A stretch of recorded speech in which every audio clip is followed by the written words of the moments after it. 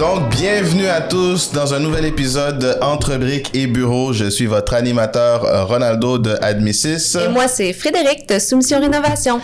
Pour un épisode palpitant aujourd'hui, on vous parle de gestion de projet. En plus, je pense que je connais quelqu'un qui a un peu d'expérience en la matière. Petite affaire. Petite affaire, je pense qu'il y avait même des études à ce niveau-là. Donc, au lieu d'y aller vers un invité externe, ce qu'on risque quand même de faire, je pense qu'on pourrait quand même aborder la matière avec Frédéric directement aujourd'hui. Donc, Frédéric. Oui, on va commencer avec la théorie de la gestion de projet. La question la plus simple. Mais aussi la plus complexe. Tu me connais bien. C'est quoi ça de la gestion de projet? La gestion de projet, en fait, c'est un principe qui vient en place pour pouvoir s'améliorer à travers le temps avec nos différents projets. Fait qu'on décortique un projet par différentes phases. L'initiation, qui est dans le fond l'idéologie du projet. Ensuite, la planification. On a l'exécution du projet. On a la gestion contrôle, dans le fond les rapports. Et puis ensuite, la fermeture, qui sont tous des étapes très importantes durant le projet. Et l'objectif de tout ça, c'est de pouvoir analyser un projet et de l'optimiser la prochaine fois qu'on le reproduit. OK, OK. Puis, d'après toi, là, est-ce qu'il y a une étape de plus importante que l'autre? Ce serait quoi, d'après toi? Définitivement la planification. Et pas nécessairement en nombre de temps. C'est sûr qu'il faut s'attarder quand même à la planification pour pouvoir bien gérer son projet. Mais des fois aussi, il faut pas passer trop de temps. Fait que ça dépend. On peut bouger dépendamment du type de projet qu'on fait. OK. À quel moment est-ce qu'on peut faire la différence entre une tâche ou une série de tâches et un projet? Si je peux reformuler un petit peu la question, c'est à quel moment est-ce que quelqu'un sait que il doit décortiquer en ces 5 étapes-là? En fait, un projet, ça prend une date de début et une date de fin. Fait que c'est pas mal ce qui définit un projet. C'est sûr que généralement, c'est une tâche qui va commencer au début de la semaine et qui va finir à la fin de la semaine. Ce sera pas décortiqué en projet nécessairement, mais c'est surtout pour pouvoir bien gérer nos ressources, dans le fond, notre temps, notre monde et les sous qu'on investit. Alors, faut savoir si ça vaut la peine de pouvoir prendre le temps de décortiquer, de planifier comme il faut. OK, OK.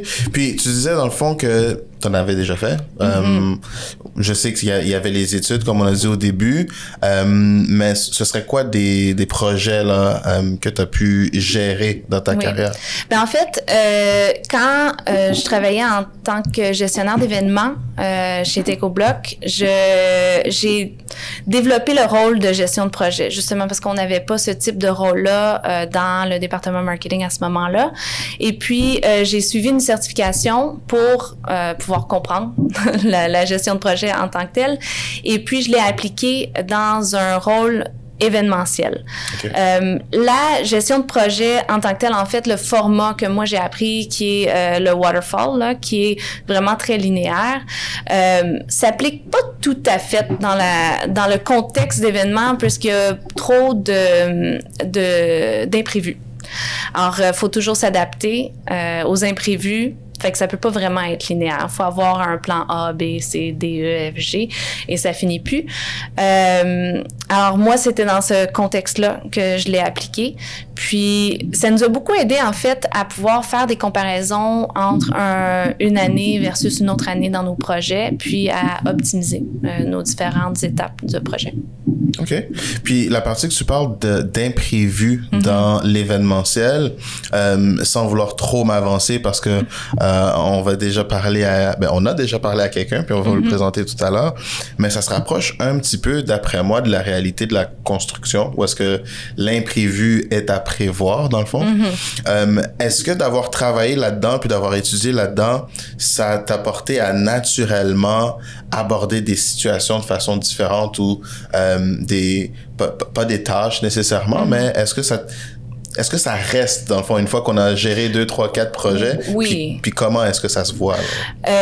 C'est sûr que la majeure partie même de mes tâches sont décortiquées. Dans ma tête, automatiquement, je calcule, combien de temps ça va me prendre, quand est-ce que je peux rentrer ça dans mon horaire, est-ce qu'il y a quelqu'un d'autre qui a besoin de m'aider là-dedans, est-ce que j'ai besoin des heures de quelqu'un d'autre, combien ça va me coûter. Fait que c'est sûr que c'est toutes des choses que je fais naturellement, mais je pense que c'est quelque chose que j'avais déjà à l'avance, là. C'est pas la gestion de projet qui m'a apporté ça, mais je pense plus que la gestionnaire de projet était déjà en moi. Et puis ta deuxième question, c'était par rapport... Dans le fond, comment est-ce qu'on peut voir ces aspects-là qui restent dans le fond, que ce soit ta personnalité ou ta façon d'approcher les tâches en tant que telles. Mais je pense que tu as comme un peu répondu en disant que de base, ça faisait partie de ta personnalité. Mais je trouve tout ça vraiment intéressant parce que je pense que de décortiquer les projets, c'est quelque chose qui permettrait à beaucoup d'entrepreneurs d'éviter des erreurs, surtout au niveau de la facturation ou de l'évaluation de leur valeur, en fait. Parce que si on regarde un projet, par exemple, de rénovation, de construction, souvent les personnes vont faire, bon, voilà les matériaux que ça va me prendre, voilà le temps que ça va me prendre pour l'accomplir, voilà la main-d'œuvre qu'il me faut. Donc, voici votre prix, monsieur, madame, le client, la cliente. Une des choses qu'ils oublient souvent, c'est d'incorporer leurs propres heures. Tu sais, tu dis le nombre d'heures que ça va me prendre, mais c'est tellement une affaire que les gens oublient d'incorporer dans leur budget, c'est le nombre d'heures que toi, ça te prend. Ouais. Parce qu'on se dit, bon, en tant qu'entrepreneur, moi, mes heures sont gratuites. Hein, c'est ça, automatiquement.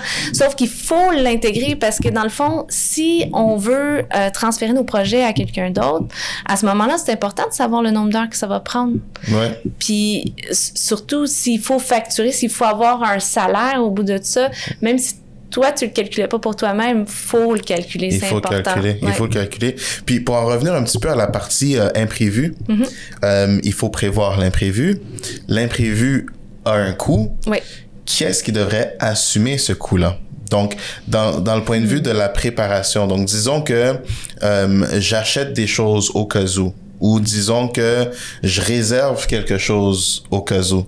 Est-ce que ça, c'est quelque chose que je devrais, moi, payer ou assumer comme frais, ou ça devrait être reflété un petit peu sur la facture ou... il faut prendre en considération les miscellaneous costs. Là. C'est sûr que c'est des choses qui vont revenir.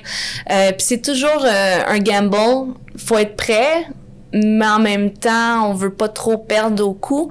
Fait que, tu sais, de bien planifier ses projets à travers l'année, de savoir à peu près combien de projets qui s'en viennent, savoir est-ce qu'on peut réutiliser ces matières-là ou est-ce que je peux en commander de surplus parce que c'est correct, je vais le prendre sur le prochain projet. C'est des choses qu'il faut toutes prendre en considération. Puis, une des grandes parties de la gestion de projet, c'est de documenter.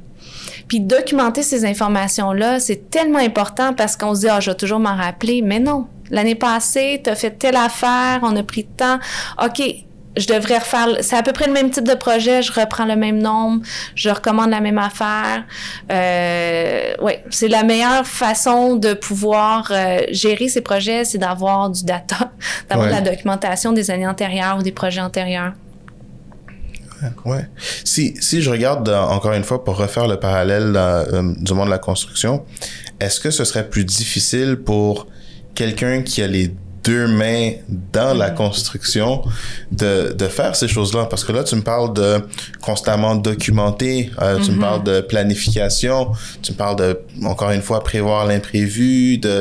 Est-ce que c'est quelque chose qui est, d'après toi, simple ou compliqué pour l'entrepreneur qui est soit sur le toit, soit avec le marteau-piqueur? Est-ce qu'il faudrait à ce moment-là avoir quelqu'un qui prend cette responsabilité-là? En fait, il y a comme deux niveaux à cette réponse-là. C'est sûr que d'avoir les réponses et l'information sur le nombre de temps, le nombre de ressources, le coût, c'est beaucoup plus facile pour l'entrepreneur qui est dans l'action. Ouais. Parce qu'il s'y connaît, il connaît les produits, c'est vraiment tout du par cœur.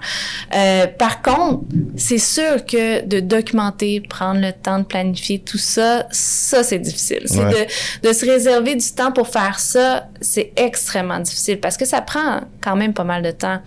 Puis, ça m'apporte justement au point où on a eu la chance de parler avec quelqu'un qui en fait dans le domaine de la construction. Et puis, on va vous le présenter, cette entrevue avec Guy, que j'ai rencontré de Demco, qui est gestionnaire de projet, justement. Et Demco, eux, ont décidé d'engager quelqu'un pour faire ce travail-là et faciliter la tâche du reste de l'équipe. Très intéressant. Moi, j'ai hâte de l'écouter parce que j'étais pas là pour cette entrevue-là. Donc, on va pouvoir faire le parallèle puis vraiment voir à quel point ça peut affecter façon positive, bien sûr, une entreprise qui fait appel à quelqu'un qui est là à 100% pour la gestion de projet. Donc, merci, tu as quand même bien répondu à toutes mes questions aujourd'hui. Ça fait plaisir. Fait qu'on va écouter ça à l'instant. Merci. Je suis aujourd'hui avec Guy de Demco. Guy, tu es gestionnaire de projet? Oui, entre autres. Bienvenue. Merci. Aujourd'hui, j'aimerais savoir un petit peu, dans le fond, c'est quoi ton background? Qu'est-ce que tu fais chez Demco et comment tu t'es rendu, dans le fond, ici aujourd'hui? Bien, tout d'abord, mon background vient de loin. J'ai 25 ans d'expérience en construction. J'ai commencé en tant que dessinateur, donc j'ai suivi un DEP en dessin de bâtiment. OK. Puis, ben, de fil en aiguille, moi, j'ai été assistant chargé de projet. Puis, un jour, j'ai choisi de prendre ma poche à clous, mon sac, puis de commencer à faire moi-même des chantiers. Donc, j'ai commencé un peu à l'envers, là, ce qu'on peut dire. C'est souvent comme ça, oui. C'est ça. Fait que j'ai vraiment... ce que j'ai fait, c'est j'ai mis en pratique ce que je mettais sur plan. OK. Pour justement découvrir la différence entre ce qu'on dit puis ce qu'on fait. Oui, fait qu'on le met en dessin, puis après ça, on l'envoie à l'entrepreneur pour qu'il le mette en pratique, puis 1 millimètre de trop, ou la réalité fait que c'est pas exactement comme sur le dessin. Tout à fait, oui. En commercial, c'est quand même plus simple, plus facile, parce que les bâtiments sont extrêmement bien faits, les divisions, tout est fait de très, très d'équerre. Est-ce que c'est à cause des produits ou les dessins en tant que tels? Pourquoi il y a une différence entre le commercial et le résidentiel? Je dirais principalement la différence, c'est l'inclusion des services professionnels, les consultants, les ingénieurs, les architectes, aussi les chargés de projet, dans le fond, qui sont très présents sur les chantiers. Contrairement à un chantier résidentiel, où est-ce qu'on va avoir la plupart du temps seulement les menuisiers ou les hommes à tout faire, comme on appelle, qui vont être là sur le chantier pour exécuter le projet. Rarement, il y a des plans. Rarement. Et puis quand il y a des plans, ils sont pas complets. Donc, on a un bout de papier avec des mesures, puis je veux une division ici. Donc, une salle de bain de 5 par 8, mais on sait que le bain a 5 pieds. Là, le client, il veut une salle de bain de 6 pieds. Fait que on n'a pas de bain de 6 pieds, ça prend un faux mur pour pouvoir... Donc, c'est des choses comme ça qui arrivent, qui font en sorte que l'expérience rentre en ligne de compte. Surtout en résidentiel. En commercial, c'est de l'exécution, principalement, parce qu'il y a aussi la syndicalisation qui embarque sur le jeu. Fait que quand on est dans un chantier résidentiel, rarement de syndicalisation. Ce qui fait que la hiérarchie est peu présente. Puis on a moins d'ordres à suivre, moins de documents aussi. Est-ce que ça fait moins de précision aussi en même temps? Je dirais que c'est difficile d'avoir quelque chose de précis. Si on n'a pas de directive précise. Puis si la personne qui est sur le chantier est pas compétente, de ses années d'expérience ou de son background, ben il va avoir une difficulté d'exécution. Ça, c'est sûr et certain. Par exemple, un mur en 2 par 4, donc il faut pas oublier qu'il va y avoir un gyps. Donc, si on veut une pièce finie de 5 pieds, il faut pas oublier de calculer les gyps de chaque côté. Oui.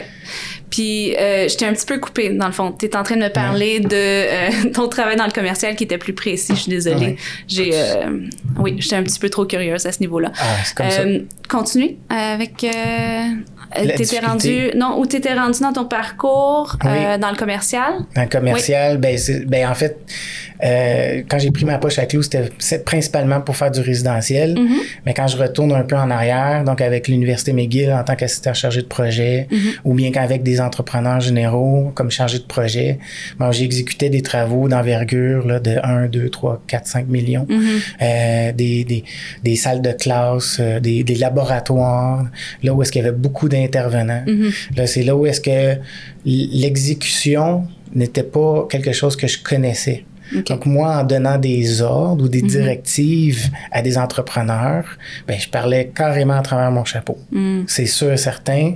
Puis eux sont habitués de se faire parler à travers leur chapeau parce que ils savent qu'un chargé de projet, généralement, n'a jamais touché un marteau. Oui, absolument. Donc, c'est la grande difficulté. Moi, je voulais savoir les deux. Donc, ma curiosité m'a poussé à dire comment est-ce qu'eux interprètent ça, un chargé de projet? C'est probablement là où est-ce que je me suis dit, bon, ben, il faut que j'essaye, il faut que je vois c'est quoi la réalité des choses. Parce que je me l'ai fait reprocher aussi. C'est sûr que si on arrive en plein milieu d'un chantier puis il dit, ben, c'est pas à bonne place, le mur, parce qu'il y a eu une modification ou un addenda, comme on dit, ou un changement, une dérogation, ben là, on arrive avec une modification, on arrive sur le chantier, puis il faut que ça soit fait maintenant.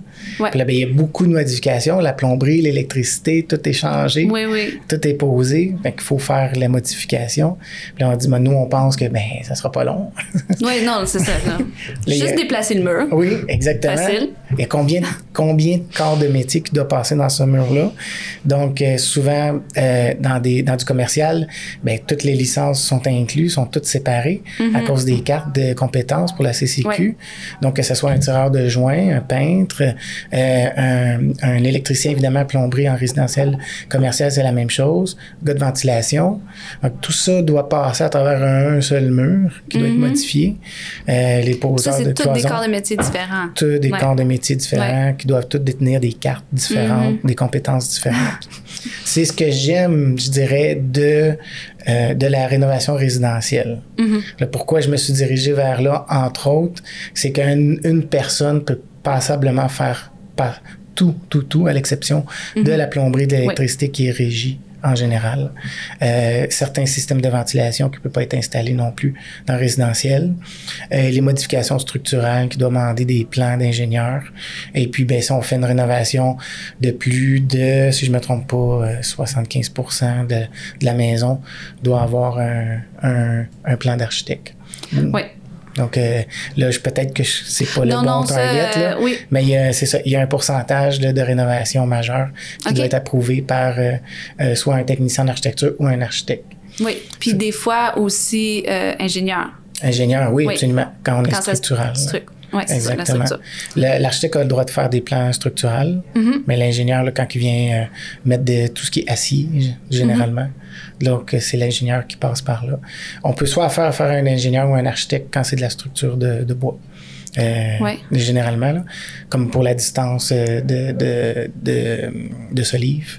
J'ai aussi entendu dernièrement, en fait, c'est aucun rapport nécessairement avec ça, mais qu'il y a certains architectes avec les systèmes qui calculent la charge de poids quand il y a des beams qui n'ont pas besoin d'un plan d'ingénieur. Exactement, c'est ça. Charge de neige, même. Donc, quand on parle de ferme de toit, donc c'est les architectes qui vont déterminer la charge de neige avec le fameux barème là, qu'on a sur Internet des charges de neige au Québec. Donc, c'est le plus... Ah non, je me rappelle plus. On a le plus 6 000 de précipitations, si je me trompe pas, ou plus 5 000, moins 5 000. Je pourrais pas dire, j'ai pas ces connaissances-là. En haut de 6 000, en bas de 6 000 de précipitations. Puis là, dans le fond, tu as passé du commercial au résidentiel. Ça fait combien d'années que tu es dans le résidentiel? Je dirais que là, c'est la majorité de mes années sont dans le résidentiel, plus de 15 ans. OK. Donc, j'ai fait mes 10 premières années dans la rénovation commerciale en tant que chargé de projet. Puis c'est là où est-ce que je me suis dit, bon, ben, être assis en arrière de bureau, puis il y a une routine qui s'installe aussi. Donc, c'est toujours la même chose. Donc, c'est estimation, soumission, exécution. Puis après ça, remise finale du projet. Puis là, puis c'est des documents. Donc, on demande aussi des demandes de paiement, etc. Donc, c'est beaucoup de courriels, beaucoup de paperasse. J'ai aimé beaucoup développer cette qualité-là parce qu'aujourd'hui, en tant qu'entrepreneur, entre autres, je peux me permettre de dire, je le sais comment ça fonctionne. Puis pouvoir communiquer, parler le même langage avec les donneurs d'ouvrage. Donc, ça, c'est entre autres. Quand je suis tombé en résidentiel, le défi était autre. Donc, je me suis rendu compte que derrière le mur, on ne sait jamais ce qu'on va trouver. Et puis, lorsqu'on vient le temps d'embarquer sur le projet, ben déjà, en partant, souvent, on trouve des anomalies qu'on n'avait pas vues, que l'estimateur n'avait pas vues si c'est quelqu'un d'autre que nous qui fait l'estimation. Donc, puis là, on arrive, on dit, wow, on n'a pas pris ça en compte, il faut mettre ça. Donc, il faut parler au client tout de suite pour avoir une approbation. Ce qui est le fun, c'est que ça se fait assez rapidement, mais les dépassements de coûts sont sensiblement minimes, mais il y en a toujours. Il y a toujours des imprévus. Il faut considérer que majoritairement, là, il y a entre 10 et 15% d'imprévus minimum. Puis, tu sais, c'est important quand même, comme tu viens de le mentionner, toujours appeler le client tout de suite pour l'approbation. Comment tu gères ça, dans le fond? Parce que c'est sûr que ça va arriver. C'est sûr qu'il va y avoir des imprévus, c'est sûr qu'il va y avoir des coûts supplémentaires. Comment tu gères ça dès le départ, là, quand on fait une soumission au client? Qu'est-ce qu'on est mieux d'inclure ou pas inclure dans nos soumissions pour éviter les surprises? Ben, en fait, c'est une discussion entre l'entrepreneur et le client. C'est ce qui est le plus important, c'est la communication. Donc, à partir du moment où est-ce qu'on a donné notre soumission, lorsqu'on donne notre soumission, cette conversation doit avoir lieu. Donc, j'ai pas mis d'extra parce que je veux que tu aies le bon prix. Voici le prix. Maintenant, on ne sait pas qu'est-ce qu'il va y avoir en arrière du mur. Donc, il faut prévoir un budget. Donc, votre soumission arrive à 50 000, prévoyez un 5 000 à côté, un 10 à côté, pour dire, bon, ben, pour les imprévus. Est-ce que vous êtes à l'aise avec ça? Parce que ça risque d'arriver. Donc, quand on enlève la céramique d'un plancher ou la céramique d'une salle de bain sur un gyps, d'une douche, le client ne sait pas, lui, ben on lui dit, on est inclus dans la soumission, mais le client ne sait pas qu'il pense qu'on enlève juste la céramique et qu'on installe la céramique par-dessus le vieux gyps. Non. C'est impossible. Donc, il faut enlever vraiment tout le gyps. Puis en arrière du gyps, ben, il y a la sature de bois ou la forense avec le pare-vapeur, s'il y en a pas. Puis là, il y a toute la mise aux normes qui rentre en ligne de compte. Exactement. Avec les bâtiments de 1970, 1980, 1990 même, qui sont pas conformes au code du bâtiment d'aujourd'hui, ben, nous obligent à les mettre conformes au code. Ce qui augmente le coût de construction. Parce qu'on doit rajouter des heures et des matériaux. Ça, est-ce que c'est des choses que tu communiques, dans le fond, à ton client, que ce sont des choses qui se passent dans la réalité d'un entrepreneur ou pas? C'est difficile à communiquer. C'est sûr qu'à partir du moment qu'on connaît l'année de la maison et puis qu'on connaît le secteur, la façon dont ça a été construit, tu sais à peu près. On peut le savoir.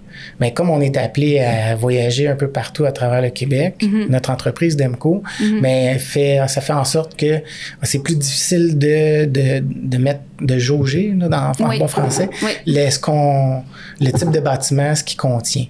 C'est souvent les sous-traitants comme les plombiers puis les électriciens qui vont nous donner ce guide-là.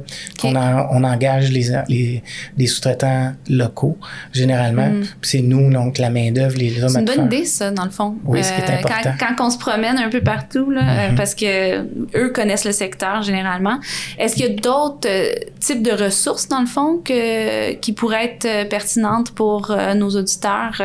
Des ressources qui pourraient nous donner de l'information ou juste Google? Qu'est-ce qui se passe dans ce secteur-ci? Oui, pour le bâtiment, bien, souvent, on peut demander les plans. Parce qu'on sait que je ne sais pas jusqu'à quelle année, mettons 70 peut-être, jusqu'à dans les années 70, tous les villes ont commencé à archiver les plans de construction. Je dirais tout. La plupart des municipalités, les villes, ont mis en réserve, donc dans les archives, tous les plans de construction. Donc, le propriétaire est en droit de demander pour son domicile les plans de sa maison. À partir des années 70 de construction. Non, ben ouais, environ. Encore là, tu sais, je me compromets. Je sais pas à partir de quelle année, quelle ville a fait quoi, mais c'est une pratique qui dure depuis déjà plusieurs années. Donc, l'archivage des plans de construction. Donc, toute nouvelle maison qui a été construite depuis les années 70 environ, ben, les municipalités ont des plans archivés. Donc, on va à la municipalité. Donc, nous, entre-temps, de toute façon, on fait une demande de permis. Donc, le client doit demander une permis de construction. Donc, en même temps de demander le permis, il peut demander des plans. Ça revient à peu près au même temps. Donc, au niveau des archives, qu'est-ce que ça permet à ce moment-là? Ben, c'est lorsqu'on on va avoir les plans, on est capable de savoir quel type de construction qui a eu lieu. Oui.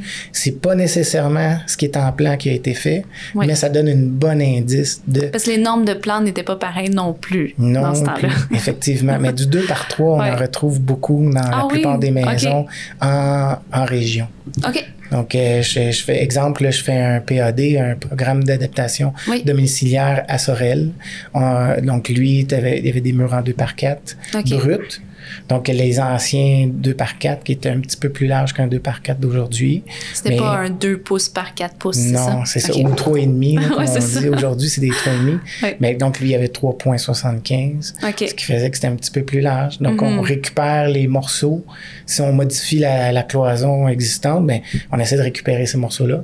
Mais sinon, il faut prendre un 2 par 6, exemple, puis le fendre pour récupérer la bonne grandeur. Donc, tout ça pour revenir que la préparation, c'est bien important, mais on ne peut pas tout prévoir. C'est vraiment l'expérience et le temps qu'on a à discuter avec le client qui va faire en sorte qu'on va être capable de donner plus d'informations. Mais nous, en tant qu'humains, on oublie. Même si on a une to-do list de rappels, d'aide-mémoire, mais ça va être difficile de passer à travers tous les points. On passe 1 heure avec le client une fois qu'on remet la soumission, puis c'est déjà beaucoup. Puis on a à peine le temps de passer à travers la soumission, puis on a à peine le temps de dire, ben voici les informations que vous devriez savoir avant de commencer. Puis souvent, lors de la visite, c'est là où est-ce qu'on va poser le plus de questions, où est-ce que le client va avoir beaucoup de devoirs. Puis c'est là où est-ce que c'est plus difficile de se rappeler de qu'est-ce que l'entrepreneur m'a demandé de faire ou qu'est-ce que nous, on a dit, qu'est-ce qu'on a suggéré. Alors, c'est très important de prendre des notes.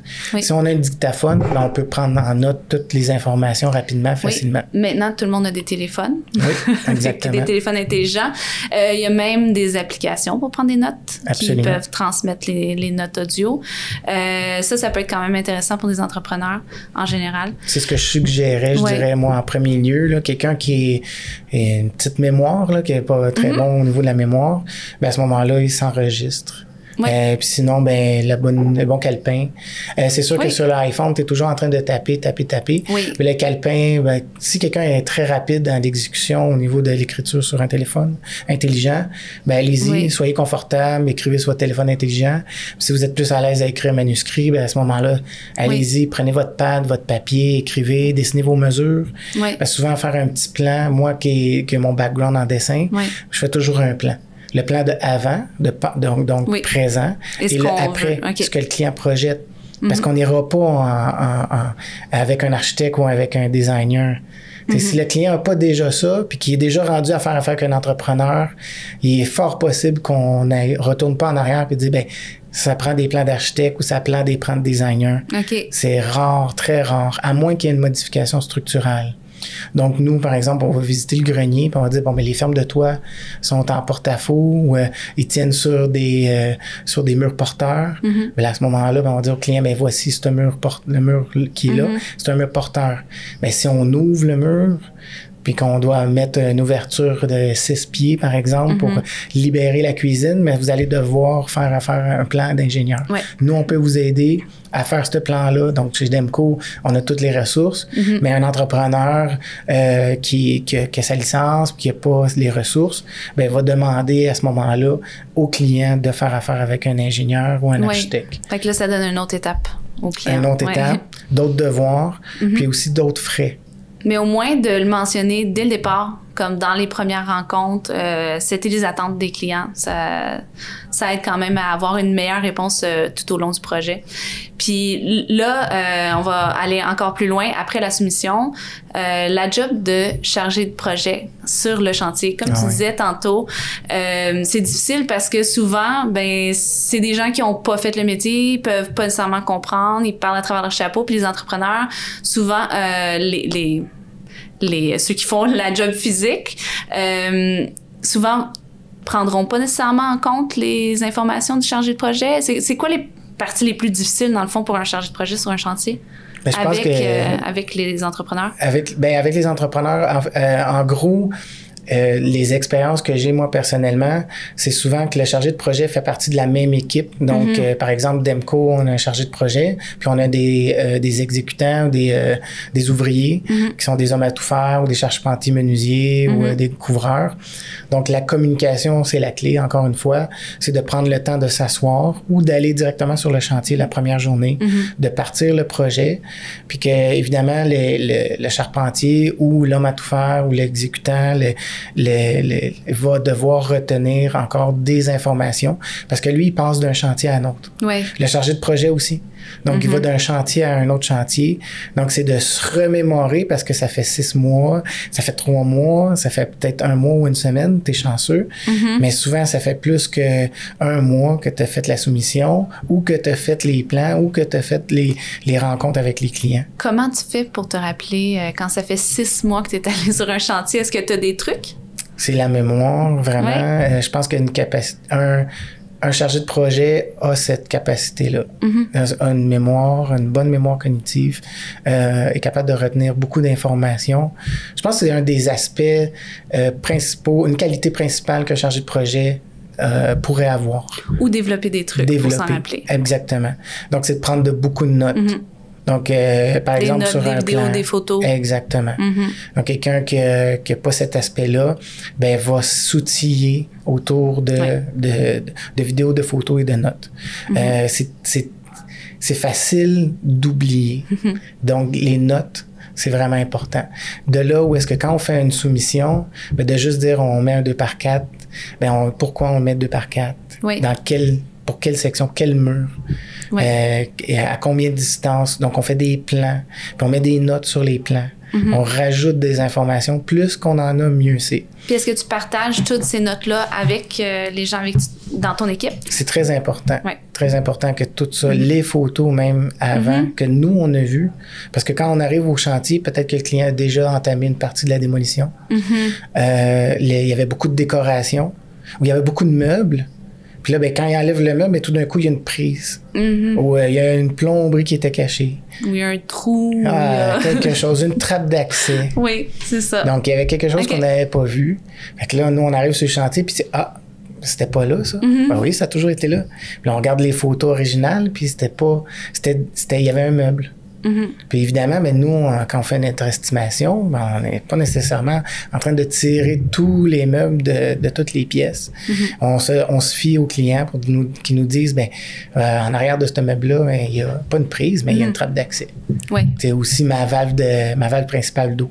Ma valve d'arrêt est là. Mais des fois, c'est important de poser des questions parce que les clients ne savent pas nécessairement qu'ils sont Absolument. supposés démontrer toutes ces affaires-là. Puis ils peuvent aussi ne pas réaliser qu'une prise électrique peut faire une différence.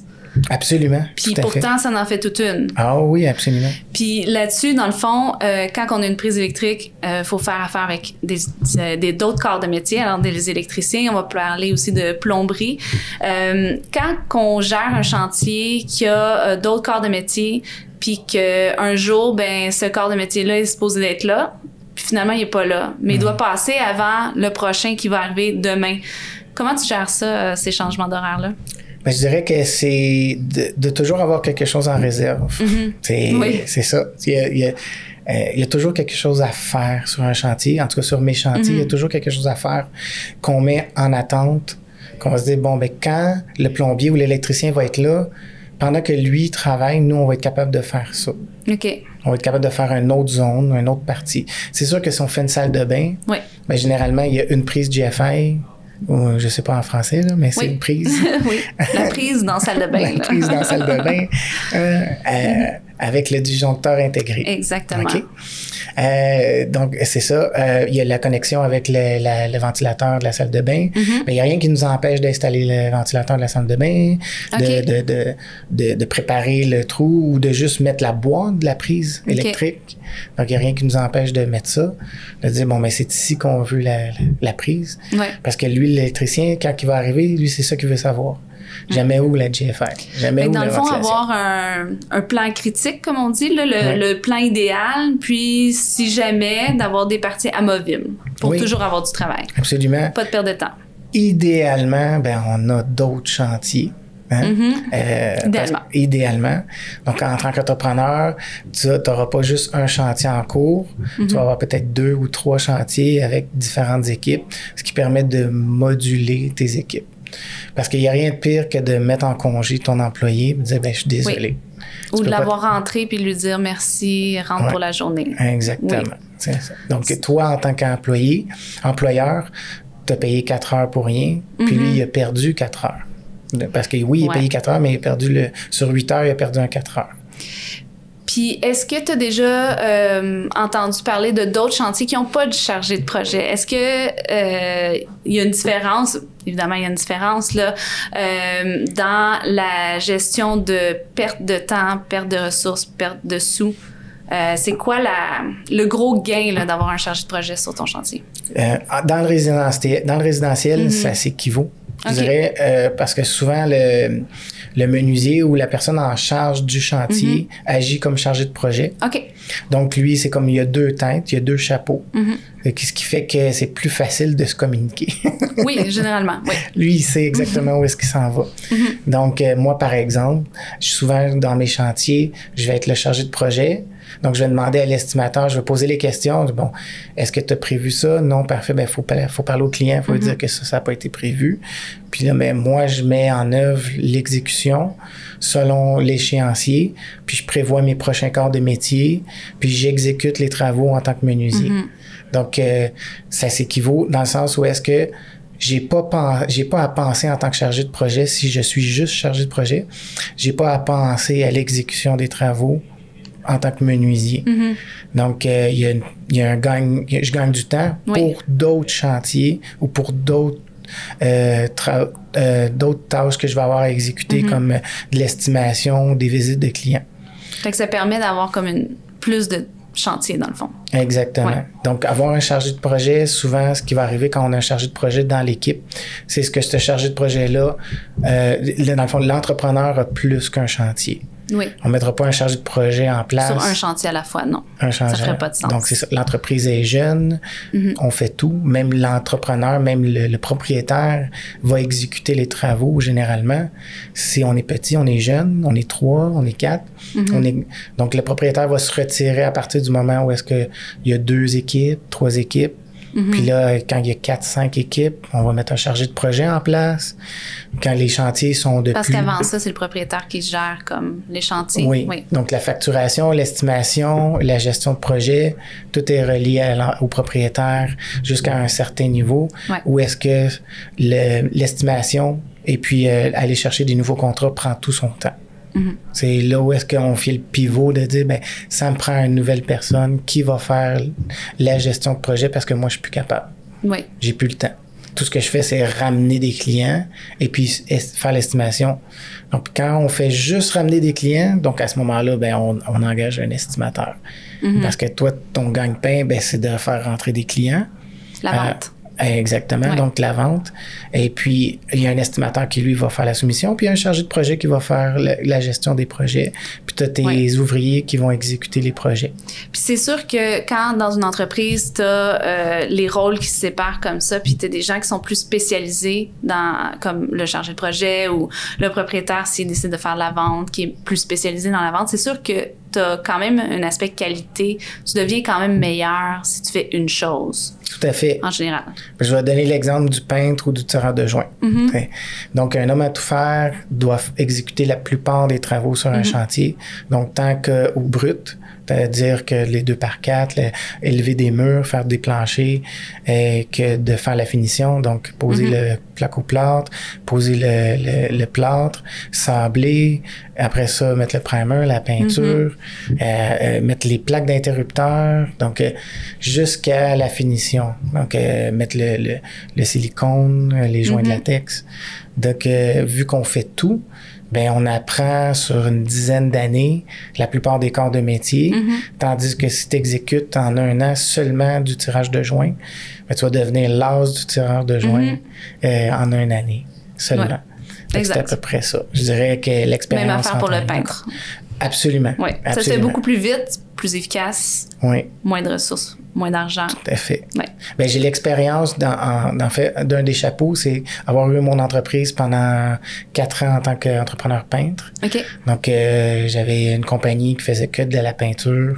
Et puis, moi, je faisais de la peinture en tant que propriétaire. Puis, éventuellement, ben, j'ai dit, bon, ben, il faut que j'engage. Parce que j'ai eu trop de contrats. Puis, je préfère faire des soumissions, puis rencontrer des clients. C'est là où est-ce que ma force allait. Okay. Qu'à l'exécution. Connaître ses compétences. Absolument. Oui. Malgré tout, tu sais, mon père est peintre aussi de métier, donc j'ai appris de là, puis moi j'ai continué la route, puis je sais quoi faire, puis je sais qu'est-ce que ça prend sur un chantier au niveau de la peinture. Fait que là j'arrive, puis si le peintre, je vais être capable de déterminer si le peintre est compétent ou non. Oui. Donc ça, c'est une des forces d'un entrepreneur ou d'un entrepreneur propriétaire, c'est d'avoir touché aux différents corps de métier pour évaluer la compétence d'un employé. Je dis combien je vais le payer. Parce que souvent, l'entrée en matière du salaire est importante. Puis aujourd'hui, n'importe qui s'improvise homme à tout faire. Oui. Mais fait que c'est rare que tu es bon dans le rough et dans la finition. Très rare. Très rare. Bien, Guy, ça m'a fait vraiment plaisir. Merci d'être avec nous aujourd'hui. Ça m'a fait plaisir aussi. Merci. Donc, rebonjour tout le monde, en espérant que vous avez aimé les 2 segments qu'on a eus sur la gestion de projet. On a pu regarder la partie bureau, donc la partie générale de la gestion de projet avec Frédéric, et on vient d'écouter Guy qui nous a parlé de la partie pratique, donc la mise en application spécifiquement dans le monde de la construction. Donc, vraiment voir là la différence entre un projet non ou mal géré versus un projet qui a un gestionnaire de projet, en plus de nous parler de la différence entre la théorie de la gestion de projet et encore une fois la pratique en tant que telle.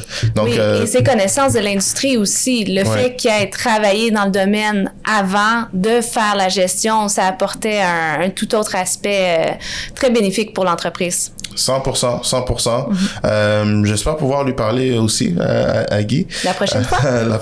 La prochaine fois. Merci Ronaldo. Merci à vous. C'était vraiment un plaisir.